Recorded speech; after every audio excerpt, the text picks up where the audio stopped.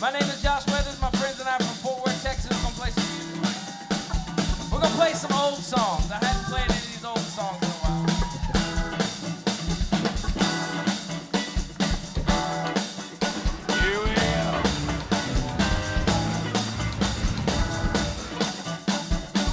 On the one, hang on.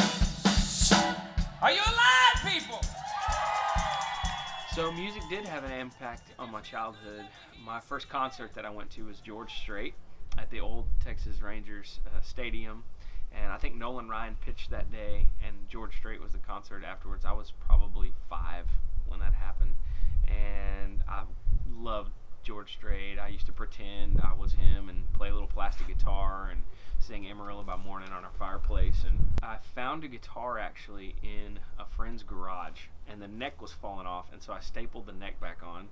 And my uncle, who played guitar, put some strings on it for me and showed me how to play a couple of chords. And I immediately just kind of started writing songs because I didn't know how to play anybody else's songs. And so I started writing songs, and my parents eventually upgraded my guitar like that year for Christmas. And I was 19 at the time, and I just started, a friend of mine said, hey, these songs that you've written, you should go play them at this open mic in Dallas. And so I went to Dallas, to Sons of Herman Hall, and that's the first time I played music in front of people, was at Sons of Herman Hall. I had 3 songs, and I just played those 3 songs over and over and over again. But that's how I got my start, yeah. So there was one point in my career where we were playing at a festival in West Texas, and we had a really great time slot. We were like Friday night at 7 o'clock, which was like 2 acts before the headliner, and we were standing on stage in front of about 25,000 people. And I thought, yeah, this is pretty sweet. This is good. And we did that show went really well that night, and I kind of walked off stage, and as soon as I walked off stage, this guy from Nashville met me with a business card and was like, I want you to come to my office on Monday. And I thought, man, I made it.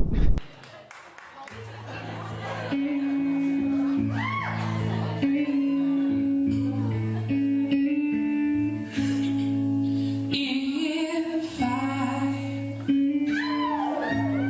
should stay,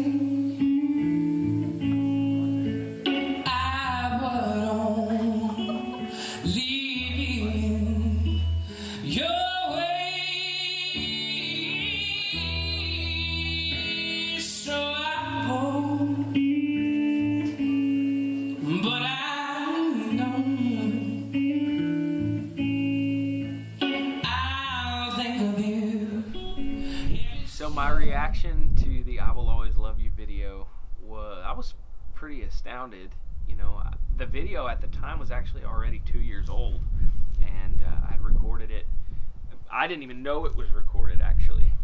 The guy who owned or ran the Kessler Theater had a video camera like this one set up, and it was sitting up on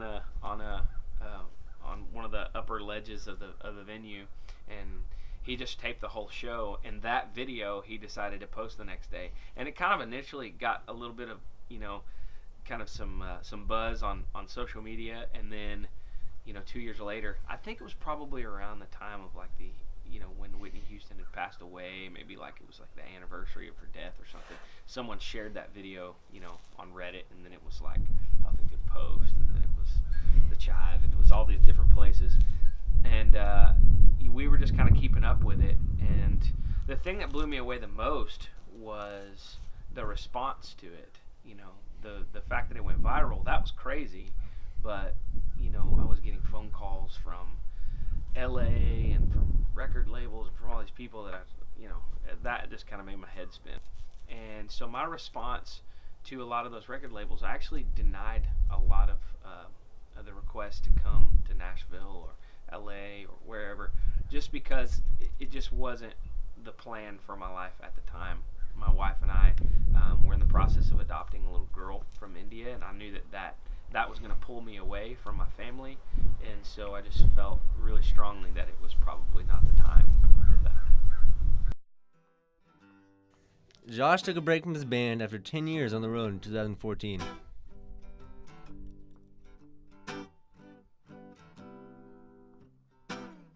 Always knew something was out there. I wish I knew sooner. So what caused the hiatus was, Yes, nobody ever told ultimately my me. family. And there was kind of, for me, as you get older, I kind of had like a spiritual awakening, so to speak. And I decided that the best thing for me to do was to go home and just be a dad, be a husband, and put all my priorities there. And it turned out really well, because ultimately that's my main goal and purpose in life. Music is great and it's my passion, it's what I love to do. But if I fail at that, if I fail at being a dad and fail at being a husband, then the music is irrelevant. It doesn't matter. I definitely grew as a person during the hiatus. I mean, that's where all my focus and intent was to becoming a better person, growing as a person.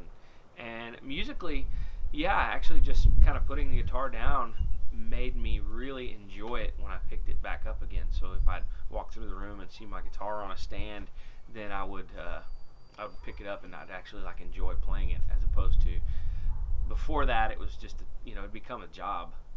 A year ago, my wife and I decided, after a mission trip to India, that we were going to start our own 501c3, our own nonprofit organization. It's called Love Like You Mean It, and that whole organization is geared around building a home for girls and a school in a really, really remote place in India.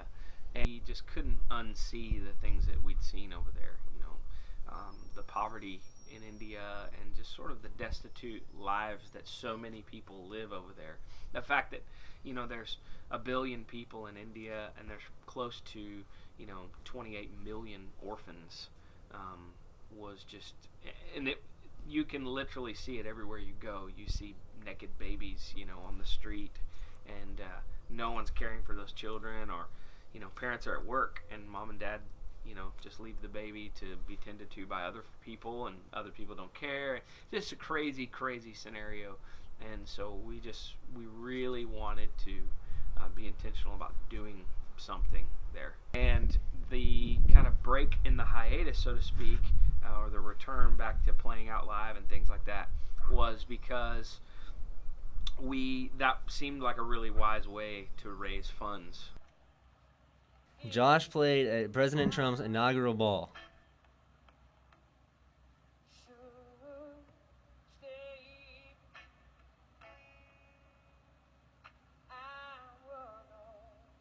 So the events that led to me playing at the inaugural ball were really simple. It was just a phone call from a company in Fort Worth that had been hired on to host some of the inaugural events, and the military ball just happened to be one of those events.